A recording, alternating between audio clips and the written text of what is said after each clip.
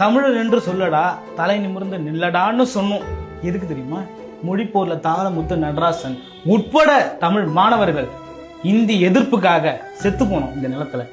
அதே தமிழர் என்று சொல்லடா தலை நிமிர்ந்து நில்லடான்னு சொல்லிட்டு 1.5 லட்சம் பேர் இயக்கத்தை சார்ந்தவர்கள் ஈழ மக்கள் அந்த நிலத்திற்காக இனத்துக்காக இறந்து போனோம்.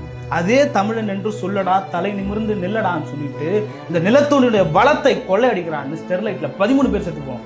அதே தமிழன் என்று சொல்லடா தலை நிமிர்ந்து நில்லடான்னு சொல்லிட்டு நம்மளுடைய பாரம்பரிய பண்பாடான ஜல்லிக்கட்டை மீட்டெடுத்தோம். அங்க பல பேர் காயமடைந்தாங்க. ஆனா இன்னைக்கு தமிழ்னு சொல்லவே அருவருப்பா இருக்குதுங்க. காரணம் என்ன தெரியுமா? 60 பேர் போன ஆண்டு சாராயம் குடிச்சு சாராய போதையில செத்து போனான். இந்த ஆண்டு 40 பேர் திரை போதையில திரை கவர்ச்சியில நடிகம் பின்னாடி கூத்தாடி பின்னாடி போய் செத்து போனான். மத்த மாநிலங்கள் மத்த நாடெல்லாம் நம்மள காரி துப்போம்.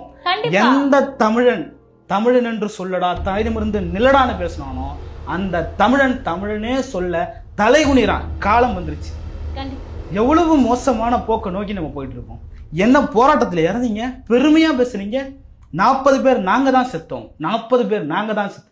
இது மாதிரியான ஒரு கேவலம் எங்கேயா இருக்கு? ஏஐ தொழில்நுட்பம், பல தொழில்நுட்பங்கள் வளர்ந்துருச்சு. பல பேர் ஐடி கம்பெனிக்கு ஏங்க அங்க செத்தவன்ல பாதி பேர் பட்டதாரிங்க. உங்களுக்குலாம் ஐக்கியம் ரொம்ப கம்மியா இருக்கா? எவ்வளவு படிச்சிருக்கீங்க?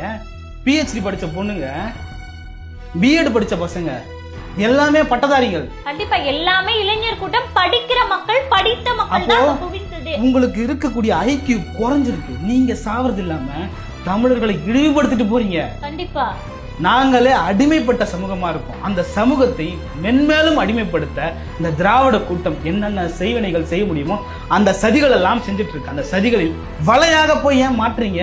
நிச்சயமா அவங்க விரிச்சு வச்சிருக்கிற வலையில நீங்க ஏன் போய் விழுறீங்க?